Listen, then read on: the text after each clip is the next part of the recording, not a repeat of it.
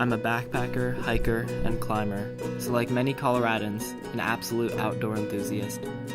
I've grown up in Colorado, and my most memorable experiences have been in the outdoors, so I wanted to make something to give back to what's given me so much. My name is Ryan, and I've asked my good friend TJ to help me film. I love this place, so I'm worried about the challenges Colorado faces today. It's easy to lose hope when considering issues surrounding climate change, development, and habitat loss, but I wanted to talk to some professionals in my community to learn more about these things and find out what I could do to help. TJ and I have decided to hike an iconic local summit, Horsetooth Rock. Hello there, traveler.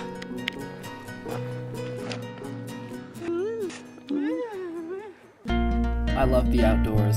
I also love photography and film. So I found a way to combine these passions to build a message in promotion of the restoration and preservation of our state's biodiversity locations, and to raise awareness and educate people on the issues pertaining to our environment moving into the future.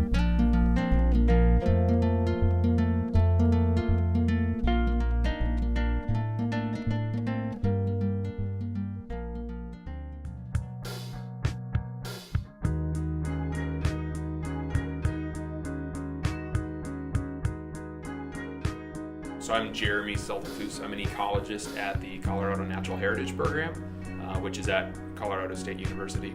My name is Crystal Strauss, and I work for the City of Fort Collins Natural Areas Department, and I am a botanist for them. My name is Sarah Bear, and I teach high school science here at Polaris Expeditionary Learning School. As the Colorado Front Range has expanded over the past few decades, it's continually expanded year to year in terms of population. I've seen more and more areas of what used to be wildlands, or what I perceived as wildlands, be turned into parking lots and roads and housing developments. And that really created an interest for me and a need for me to conserve and protect and restore areas that I cherished from my childhood. There's an increasing amount of our landscape that is highly degraded and highly impacted from human development, and some of those areas we don't need anymore for the reasons they were originally impacted. And so my interests largely are focused on those degraded lands and how to restore them into their higher ecological condition. I mean, I think, especially in Fort Collins, where we see such a huge economic development right now, and in many ways that's so good. But every time I look around, I'm like, man, there's another housing development. There's another thing that they're going to build. And my hope is that Fort Collins can kind of start to do things smarter, where we realize that density is better rather than spreading out. I think Fort Collins is headed in a really positive direction with that, with Soapstone Prairie and Red Mountain open space and some of the things that we're surrounding our city with. Oil and gas production is increasingly becoming a pretty serious thing here in Colorado, especially on the western slope. But even now on the eastern slope, we're starting to see quite a bit of it. My overarching goal, I guess, for my job is to increase the natural heritage program's capacity in the field of ecosystem restoration. There's a lot of analyses that CNHP have done to look at and model the impacts of development and roads and stresses on the environment and biodiversity. I think to effectively restore an ecosystem, you have to have a solid understanding of what that ecosystem should be like.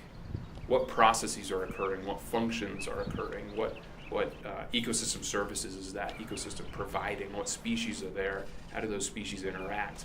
Because you're trying to put back the pieces of a puzzle that are a little hypothetical, because you don't know if what you're doing is even going to work. Climate change is real. It's not something that we need to prepare for in the future. It's something that is happening and needs to be taken into management activities currently. There's no question in my mind that it's not changing as to whether or not it's humans doing it or not. I believe that humans are playing a huge role in that.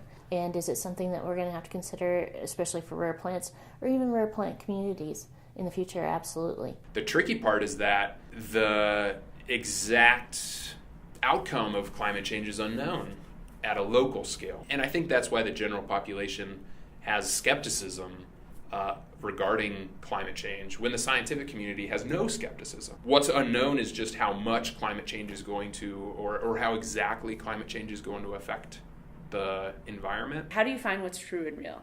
That's very apparent when we look at science and how society looks at scientific fact and what's true and not. And when we bring it around to climate change, we know beyond a reasonable doubt, I think I've read like 99% when you're looking at the statistical analysis in science, that yes, climate change is real and it is human influenced. I think there are going to be real changes to our landscape. How exactly that will manifest itself, I don't know. Hey. Hey there. We are on our way. I think the real trick will figure out what that industrialized sector, what responsibility they have, and getting them to participate at a level they are responsible, in my mind, to participate in is tricky.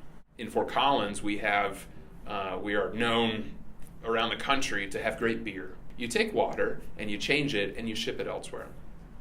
That has true ecosystem impacts to downstream communities from where that water is taken out. Luckily, we live in an amazing community. So we have New Belgium, we have Odell's Brewing.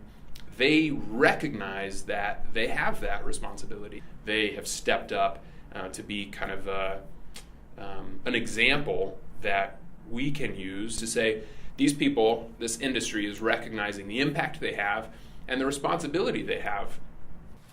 The last ballot measure to provide natural areas with money, I think passed by 82% vote. I would say thank you.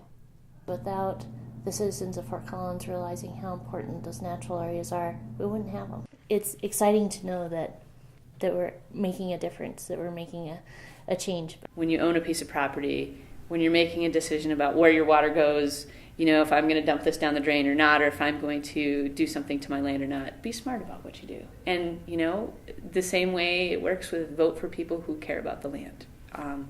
Because that's all we got here on Earth. We have land and water and resources, and we need to use it wisely.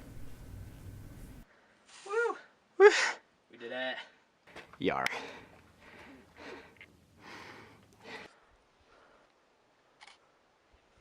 What I would leave the citizens of Fort Collins and the citizens of the world with, I guess, is the notion that you should care and that you should know and you should educate yourself on what do we have around us. We have nature within the city. There are trees, there are birds.